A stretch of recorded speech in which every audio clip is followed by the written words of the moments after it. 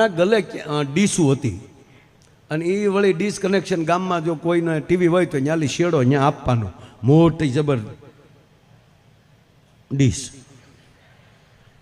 અત્યારના છોકરા ઓલી ડીશ સમજશે એ નહીં, મોટી જબર. અને પાછું એન્ટેના આપણે મેચ જોતા હોય ને તો જો એન્ટેનામાં જોતા હોય ઝરમરિયા આવે, પણ એક જણાને એન્ટેનાની સામે બેહવાનો, ભૂલથી કાગડો બાગડો માથે ન બે નકર ઝરમરિયા ચાલુ થઈ જાય, એક કાગડો ઉડાડવા બે. એટલે બધા જવાનડા મેચ જોતા હતા પાનને ગલે.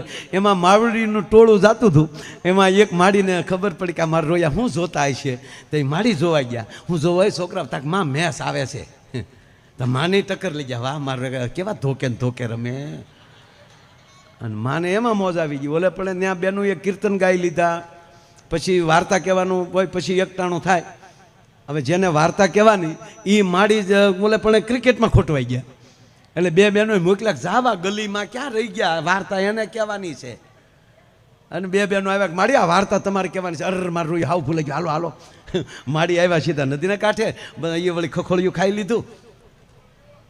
અને પછી બધું બાયુને કીધું કે લો બાયુ ચોખાના દાણા હાથમાં લઈ જાઓ ને બે જણ, બધા બે જણ ગલીમાં એ વાર્તા ચાલુ કરી. બાપુ એ પરસોત્તમ ભગવાન મગજમાં લઈ ભૂહાઈ ગયા, અને ક્રિકેટ મગજમાં ગળી ગઈ.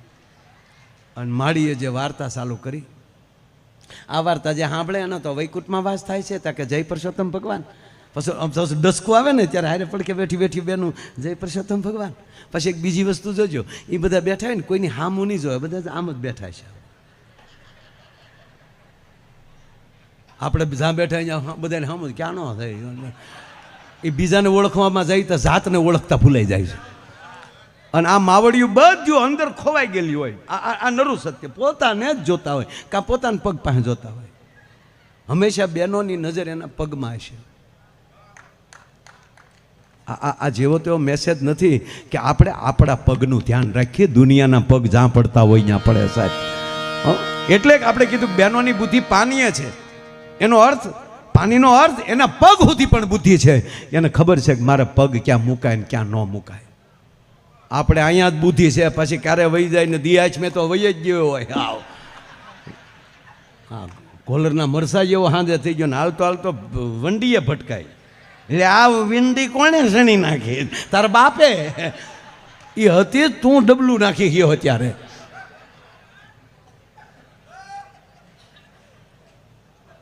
એટલે બેન કોઈના લગ્નમાં જો ગીત ગાતા હશે ને તો જો એ આમ જ ગાતા છે, ગણેશ રઘુદ્યાળાને મોટી ફાંદ્યાળા, એ આમ ગાય.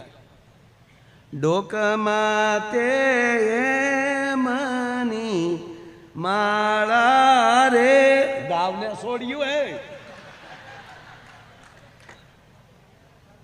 ટૂંકમાં અહીંયા બધી નાતવા હોય, હાથમાં ચોખાના દાણા લઈ લીધા છે, બધા બેસી ગયા છે. અને ગલીમાં એ વાર્તા ચાલુ કરી.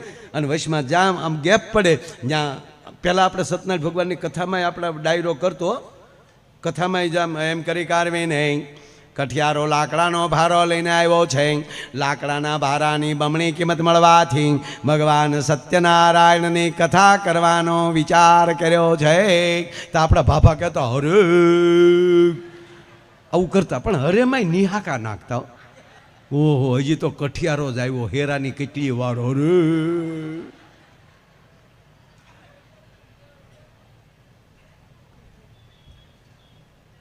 અને અમુક ઝાઝા તો માધવદાસના મિત્રો હતા.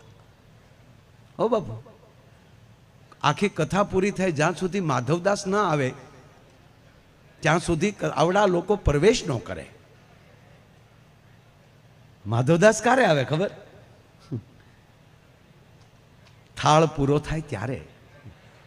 આરોગોને નંદલાલ રે મારા પ્રેમની થાળી, માધવદાસના સ્વામી શ્યામળી ગયા.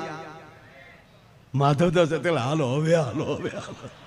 માધવદાસ આલી માધવદાસ આવે થાળમાં, અને આ ખડકીમાંથી આ ભાઈઓ આવ્યો. બેનો આમ બેઠા. હું દાંત કઢાવી બાપુ, તમને એમ થાય કે આગળ ભક્તિની માંડ છે, રામ રામ કરો. મારામાં ભક્તિ હોય તો હું વાડીએ નો મઢુલી બનાવીને બેસું, અલેખ નહીં રામજાન. હું કહું તમને, હા, ભગવાન પાસે બાપુ આપણે એવું માગવું જ નથી કે ભગવાન અમને ભક્તિ દે છે, આપણે અમારા પૂરતું ના ના. પ્રમદી કીધું બાપુ આજે કહું કે ભાગવતનું કાળજું, ભાગવતની કથાનું હૃદય વત્રાસુર.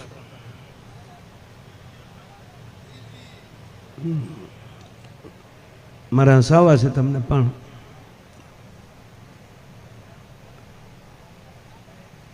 વત્રાસુરનો આખો પ્રસંગ કે ઇન્દ્રને એના ગુરુ સાથે અણગમો થાય છે. એના ગુરુ છે બૃહસ્પતિ, અને બૃહસ્પતિનો ત્યાગ કરે છે ઇન્દ્ર, અને બીજા ગુરુ ધારે છે. આ કથાઓ એ શીખવાડે છે કે સનાતન છોડીને પાછા બીજાના દીકરા ન થતા. પૂજ્ય મોરારી બાપુ કહે ને કે કેરી આંબે ને આંબે ટકી રહી ને તો પાકે, પછી ન્યાલી તૂટીને પછી કે લીમડે વળગે બીજો ગુરુ. હાલો ને લીમડે જાય તો લીમડે તમારીમાં લીંબોળ્યું હોય છે, ત્યાં કેરું આમરસ નહીં હોય.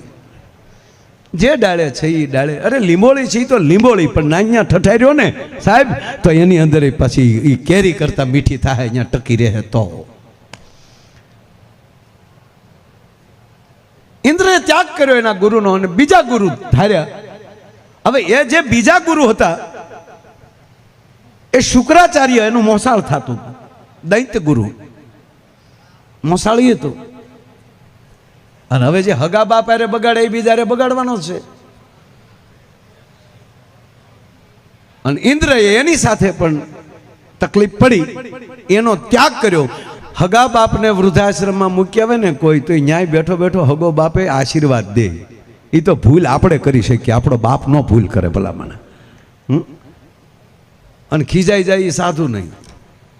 हाँ तेरे घर में मैं कभी पग नहीं दूंगा, तेरे गांव में मैं नहीं आऊंगा. એનો અર્થ એ થયો કે એને ઘીરે એ નહીં રહેતા હોય, એટલે જાણ હોય અહીંયા વળ ખાય છે. તુજે ચકલી બના દૂંગા. અરે ચલાળામાં પૂજ્ય વલકુ બાપુ બેઠેલા ને એ મહાત્માને કોકે વળે તડક્યો થઈ ગયેલો ને એ મહાત્માને કોઈ કે આદરમાન નહીં આપ્યા હોય. અરે કે જગા કા મહંત કહા હૈ, એટલે બધા લાવ્યા વલકુ બાપુ પાસે. એ બેઠા એ બાદ આપ હો, हम कब से आए हैं, किसी ने आदर नहीं दिया. अरे के बापू मूल मुद्दा में आवो तो आदर आपे न को. नहीं नहीं नहीं, मैं तुझे चकली बना दूंगा.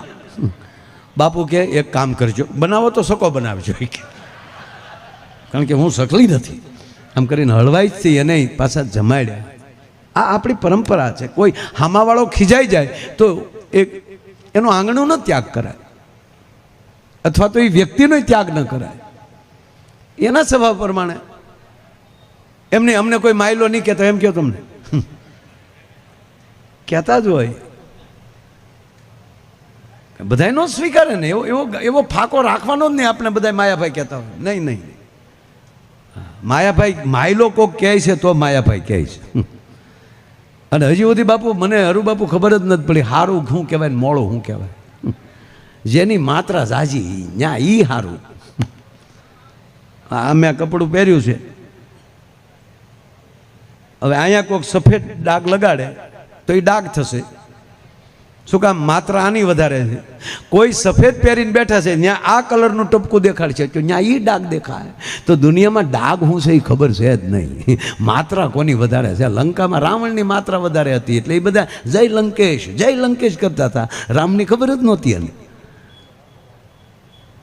ખાલી હવા ફરી ગઈ લંકામાં કે આવ્યા એના નામથી પાણા તીર્યા એવા મહાન છે. લંકાવાળાએ તરત કીધું તો નવો મગાવો ફોર્મ ન્યા ફરી. એ ક્યાં કરો? વિભીષણ જ્યારે મળવા આવ્યા ભગવાન રામને, ત્યારે વાનરના રૂપ લઈ લઈને રાક્ષસો ઘણા આવ્યા હતા, ગુપ્તચરો. એને હોય ને આખી, એને કઈ કહેવાય? ગુપ્તચરો, સીઆઈડી, આઈબી ના માણસો ત્યાં ગયા. તો બાપુ રામનો પ્રેમ જોયો ને, તા ઈવડા એ ભૂલી ગયા કે આપણે વાનરના રૂપમાંથી મૂળ રૂપમાં વી આવ્યા કે ઓહો આવા રાજા હોઈ શકે. અને લક્ષ્મણે બાંધી દીધા. લક્ષ્મણે બાંધી દીધા એટલે રામે કીધું એને જવા દે ને બિચારાને. લક્ષ્મણે કીધું શરત એટલી, અહીંયા જે બન્યું એ તમારા રાજાને ન કહો તમારા બાપના હમ રિપોર્ટ પાકો આપજો. અને ઓલા ત્યાં જઈને ગયા ને રાવણને કીધું એ કે મહારાજ હાવ હાચું કહી કે હા આવો પ્રેમ કોઈ દી અમે બીજા પાસે જોયો નથી. રાવણને કહ્યું મારા બધા પક્ષ પલટો કરી નાખશે અને આનો મોક્ષ કરવા હાટું ઓલા મોટા બાપુને અહીં લાવું છું. અને એમાંય પાછા એ પોગવે રામ પહોંચી ગયા અને એના નામથી પથ્થર તરી ગયા અને એ સેતુ બાંધીને રામ આવ્યા અને લંકામાં ઘરે ઘરે મળી વાતું થવા કે છે મહાન છે મહાન. એટલે રાવણને કોકે કીધું કે આપણે એકલા રહેવું વાતાવરણ ફરી ગયું છે ક્યારેક બોલાવો લંકાવાળાને બોલાવે કે શું છે અરે કે ઓલાના નામે પાણા તર્યા. એ કે પાણા તર્યા મારા નામથી તરે, તમારા નામથી તરે તમારી ભેગા.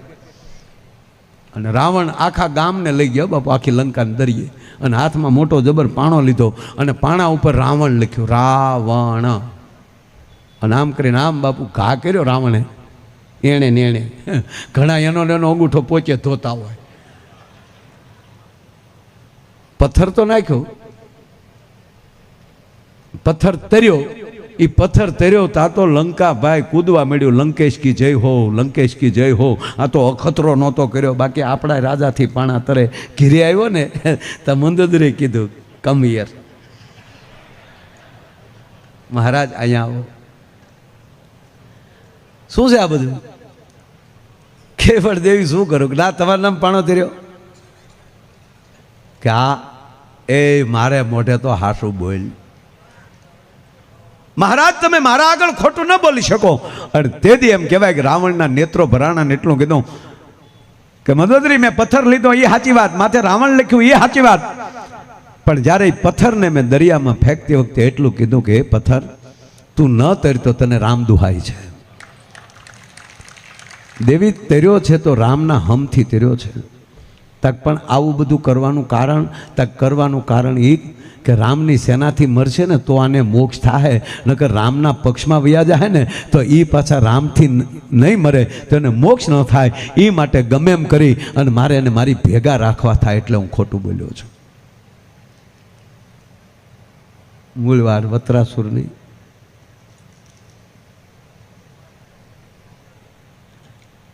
જે બીજો ગુરુ હતો એને બગડી એને સાથે સંબંધ અને પછી એને ક્રોધ ચડ્યો અને પછી એને કીધું હું એવો યજ્ઞ કરું અને એ યજ્ઞમાંથી એવો રાક્ષસ ઉત્પન્ન કરું કે એનાથી ઇન્દ્રનું મૃત્યુ થાય.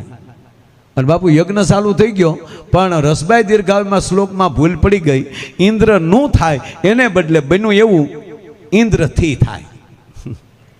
ઇન્દ્રથી આનું મૃત્યુ થાય પણ યસ્ત્ર શસ્ત્ર કોઈ નહીં.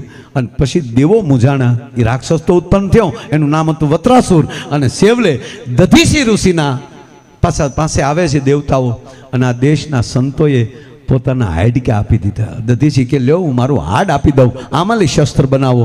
અને એ શાસ્ત્ર જ્યારે ઇન્દ્ર મારે છે અને વત્રાસુર ધરતીમાં પડે છે અને જેવો પડે છે અને પડતાની સાથે ભગવાન વિષ્ણુ ક્યાં છે, વિષ્ણુ ક્યાં છે? વિષ્ણુ પ્રગટ થાય છે કે માગી લે વત્રાસુર, તે અમને પરસેવો વળવી દીધો.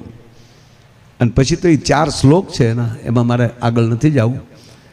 પણ છેલ્લે વત્રાસુર એટલું કહે છે કે ઈશ્વર તારે દેવું હોય તો અમે તારું ભજન તો ન કરી શકીએ, પણ હવે તારે આગલો જન્મ મને દેવો હોય તો એવો દેજે કે જે સંતોની નજીક રહેતો હોય ને એની જેવો મને ભાઈબંધ મળે. ભલા માણા જે ભજન કરતા હોય એની ભેળો જે રહેતો હોય એવો મને મિત્ર મળે.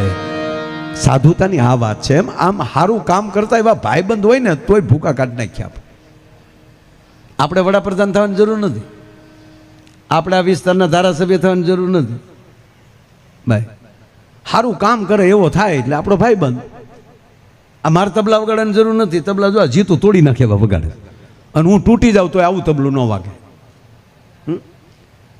અને એક ભજનને બાપુ સારું કરવા માટે, એક ભજનને રૂડું કરવા માટે આવડા બધા એના પૈંડ તોડી નાખે છે બાપુ.